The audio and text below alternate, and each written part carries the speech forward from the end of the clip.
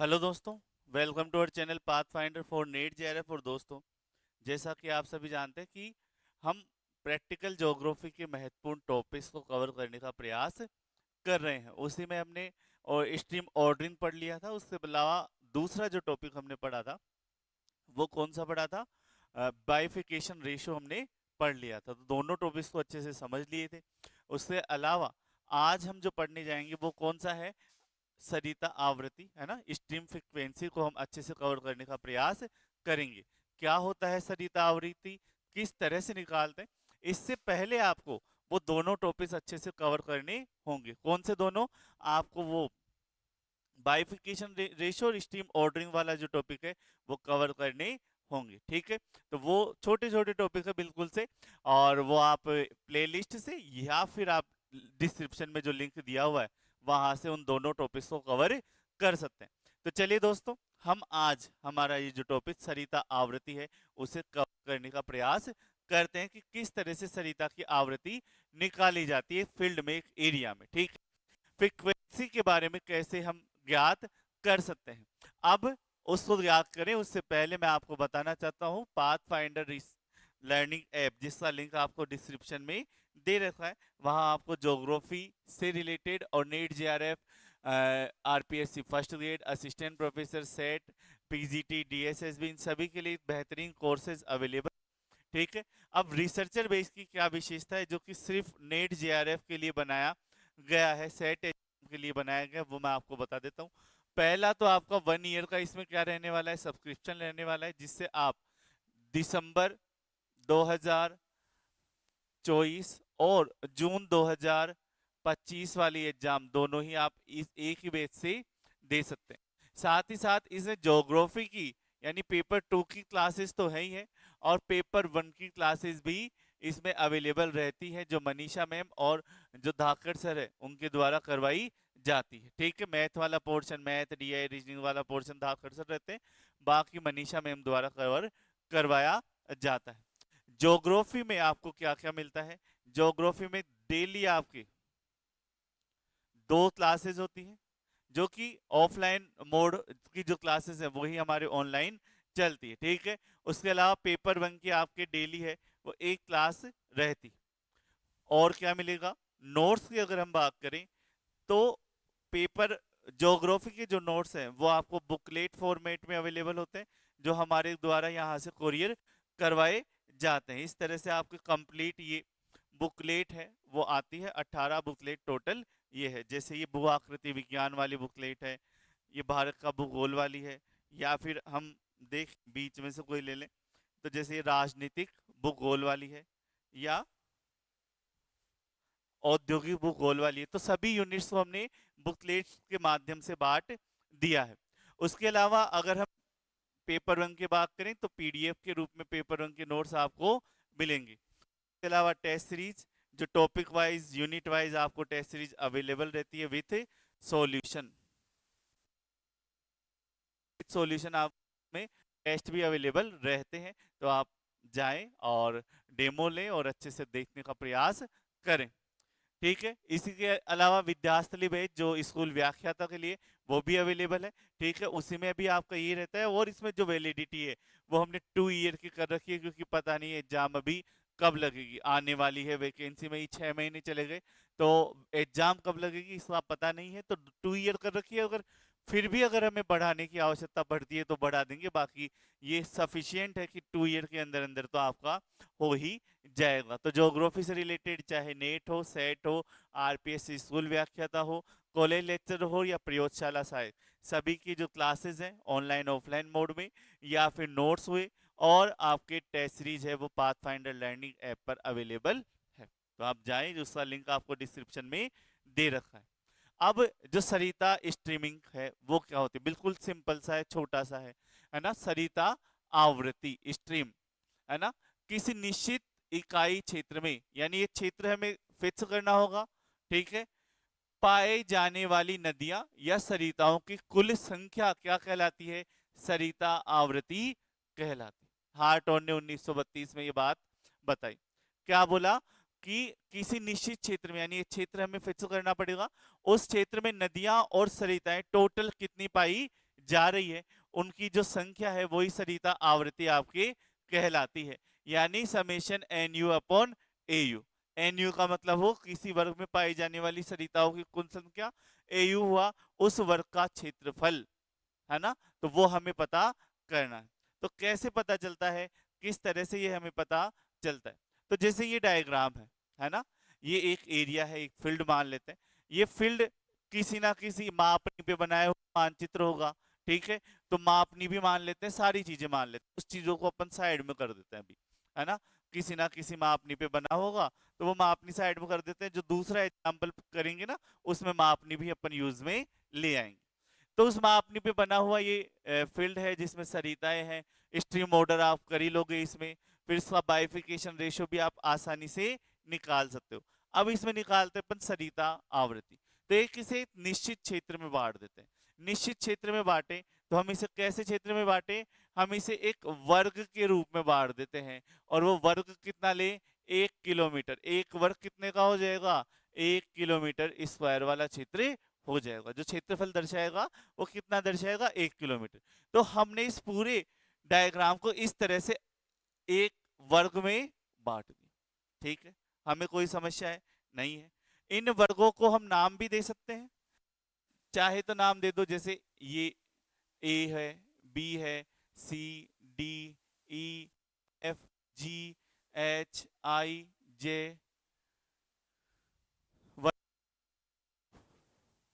है ना। ये 1 1 हो जाएंगे सारे,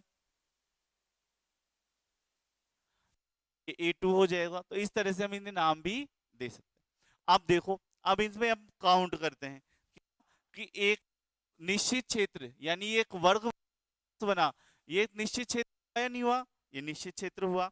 इस निश्चित क्षेत्र में ये जो एक निश्चित क्षेत्र हुआ, इस निश्चित क्षेत्र में सरिताओं की संख्या ही तो पता करनी है हमें, है ना। और संख्या पता करते हैं तो टेबल बना लेते हैं ऐसी। तो इस वाले ब्लॉक में कितनी सरिताएं हैं,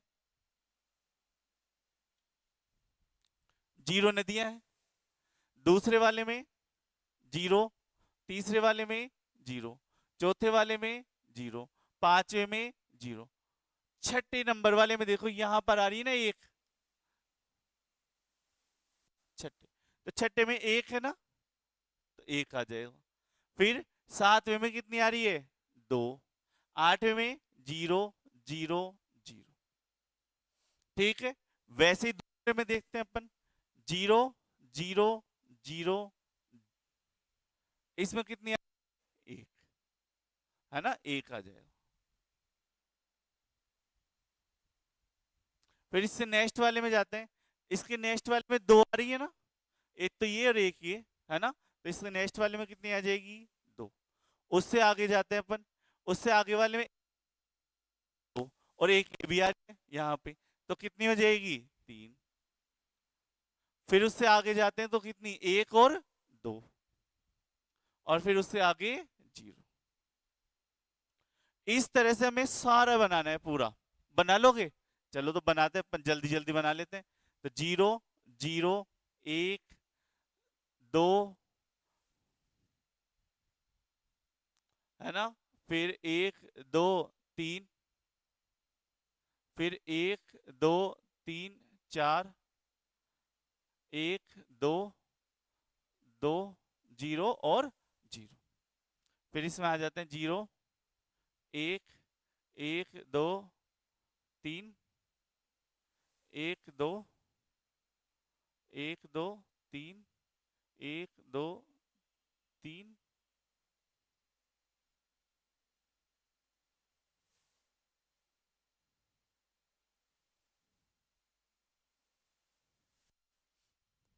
ठीक है। चलो 0 1, इसमें कितनी हो जाएगी, 1 2 3 4, ऐसे जाएगा ना, 1 2 3 4 5, 1 2,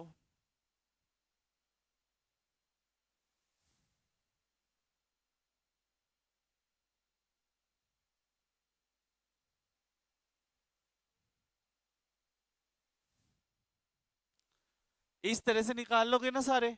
तो इस तरह से हम पूरा जो डायग्राम है उसको आसानी से बना सकते हैं। ठीक है, इस तरह से जब हम बनाते हैं, फिर हमें यही पता चला ना कि इसमें कितना है, 0 है, इसमें 1 है, इसमें 1 है, तो हम इनको नाम दे सकते हैं, है ना।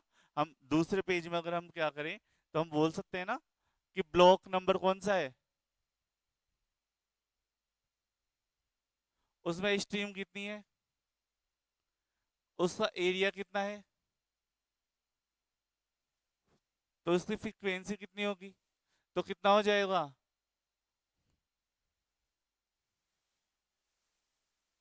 स्ट्रीम अपॉन एरिया, फ्रीक्वेंसी यही है ना।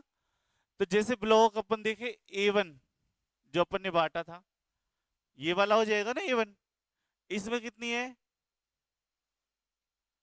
स्ट्रीम कितनी है, 0, एरिया कितना होगा, 1, एरिया तो सबका बराबर ही एक ही, तो कितना हो जाएगा 0/1, तो 0, फ्रीक्वेंसी कितनी हो जाएगी 0। अब जिसमें फ्रीक्वेंसी है वो वाला देख लेते हैं अपन। तो हम देखें A B C D E F G, जी वाला देख लेते हैं, है ना। तो G1 पर आ जाते हैं सीधा। स्ट्रीम कितने हैं जीवन में, 2, एरिया कितना है 1, तो 2 बटा फ्रीक्वेंसी कितनी हो जाएगी, 2। तो इस तरह से हम इसे कर सकते हैं पूरा बिल्कुल आसानी से, कुछ नहीं करना, और आवृत्ति का मान अपने को बनाना है, पूरी टेबल। ठीक है, तो ये टेबल बना लोगे सारे बच्चे, या पूरी बनाई जाए, है बना दे पूरी, चलो, मतलब काम तो मेरे से करवाओगे सारे, हैं 5। इससे आगे डायग्राम और भी खतरनाक है, वो आप ही को बनाना पड़ेगा। कितने आ रहे हैं, 2 और 2 4।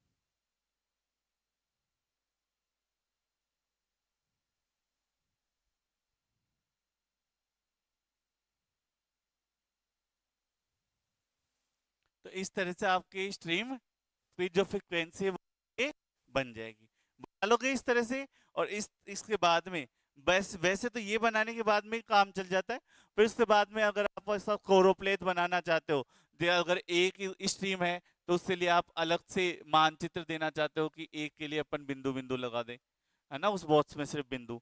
2 आवृत्ति आ रही है तो उसके लिए अपन क्या कर दें, उसके लिए अपन इस तरह का बॉक्स बना सकते हैं। 3 आवृत्ति आ रही है तो अपन इसके लिए अपन ऐसा बॉक्स बना सकते हैं। 4 आवृत्ति आ रही है तो इसके लिए अपन कैसा बॉक्स बना दे, इस तरह बॉक्स बना दे। आवृत्ति आ रही है तो आवृत्ति का नंबर ना लिखकर बॉक्स का नंबर लिख दें, ऐसा डिजाइन बना दे उस बॉक्स में, है ना। तो ये भी अपन कर सकते हैं। ठीक है, तो अलग अलग विधियों के माध्यम से हम इसे दर्शा सकते हैं जैसा हम चाहे। ठीक है, टेबल के माध्यम से भी दर्शा सकते हैं, टेबल बनाने के बाद इस रूप में भी दर्शा सकते हैं, और उसके अलावा हम इसे इस तरह से भी निकाल सकते हैं। तो जैसा आप चाहो वैसा निकाल सकते हैं, लेकिन उद्देश्य एक ही होना चाहिए कि एक निश्चित क्षेत्र में कितनी सरिताएं बह रही है, उनकी जो संख्या है वही आपका क्या कहलाता है, आपका फ्रीक्वेंसी कहलाता है। ठीक है, तो आई होप आप सबको ये समझ में आया होगा थोड़ा बहुत। हम इससे आगे वाला करते हैं। अगर हम देखें क्वेश्चन कि दिए हुए अफवाह मानचित्र से सरिता आवृत्ति ज्ञात करें, जब मानचित्र किस में बनी हुई है, 1:1 लाख में बना हुआ। तो हमें पता है 1:1 लाख में जब वो मानचित्र बना हुआ है, तो उसमें अगर हम देखेंगे तो 8 सेंटीमीटर बराबर कितना हो जाएगा, 1 किलोमीटर हो गया नहीं होगा उस क्षेत्र में। यानी हम 1 1 सेंटीमीटर के क्षेत्र उसमें बांटे तो कितने का होगा वो, 1 किलोमीटर के बराबर का क्षेत्र होगा। ठीक है, और इस तरह से हम अपन वर्ग बना लेंगे। ये आवृत्ति है, इस आवृत्ति में हम क्या बना लेंगे, वर्ग। वर्ग बनाने के बाद क्या होगा हमारा, वर्ग बनाने के बाद एक वर्ग का जो क्षेत्रफल है, इस आवृत्ति को बांटा ना, तो ये एक वर्ग का क्षेत्रफल कितना हो जाएगा, 1 किलोमीटर के बराबर हो जाएगा, है ना। तो इसमें कितनी क्या है, जीरो, जीरो में भाग कितने का जाएगा, 1, 1 किलोमीटर तो रहेगा ना, तो ये कितना हो जाएगा, जीरो वाला क्षेत्र हो जाएगा, है ना। ठीक है, और फिर इसमें कितना जा रही है, दो सरिताएं हैं, तो दो नदियां, क्षेत्रफल कितना है, एक, तो कितना हो जाएगा, दो, है ना। ये कितना है, जीरो नदियां, क्षेत्रफल एक ही रहेगा, ये कितना हो जाएगा, जीरो। तो ये डेंसिटी से अपन पता कर सकते हैं, स्ट्रीम आवृत्ति से पता कर सकते हैं। ठीक है, वैसा ही डायग्राम आपको इसमें बनाना है। ठीक है, तो इजी वाला मैंने बना दिया, हार्ड वाला आपको बनाना है। ठीक है, प्रैक्टिस करनी है, नहीं आए समझ में तो मुझे बता देना, हम यहीं पर अवेलेबल है। ठीक है, और बिल्कुल सिंपल सा, बिल्कुल साधारण सा ये आपके कॉन्सेप्ट रहता है स्ट्रीम ऑर्डरिंग वाला। ठीक है, तो आई होप आप सब, वो सॉरी, स्ट्रीम फ्रीक्वेंसी वाला, तो आई होप आप सबको समझ में आया होगा। बस आप स्ट्रीम फ्रीक्वेंसी अगर हमारे एग्जाम में आता है तो उसका मतलब आप समझ लेना क्या है, कि एक निश्चित क्षेत्र में बहने वाली नदियों की जो संख्या है उसके बारे में ये बात कर रहा है। फ्रीक्वेंसी तो हमने पढ़ाई है ना, तो उसी के बारे में बात कर रहा है। पता कैसे करना है, उस क्षेत्र को हमें निश्चित आकार के क्षेत्र वर्गों में बांट देना है, और उसके बाद में हम उन वर्गों में हमें पता करना है कि एक वर्ग में कितनी नदियां बह रही है, और जितनी नदियां बह रही है उसमें उस वर्ग के क्षेत्रफल का क्या देना है, भाग देना है। फिर हम सबको जोड़ लेंगे तो हमारे पास आंसर आ जाता है। ठीक है, तो इस तरह से आपको करना है। आई होप समझ में आया होगा। जो भी डाउट हो, जो भी क्योरीज हो, या कोई ऐसे टॉपिक्स हो जो आपको समझ में नहीं आ रहे, जो आप पढ़ना चाहते हैं, तो आप कमेंट बॉक्स में कर दें, उस पर हम सॉल्यूशन करने का प्रयास करेंगे। चलिए दोस्तों, धन्यवाद।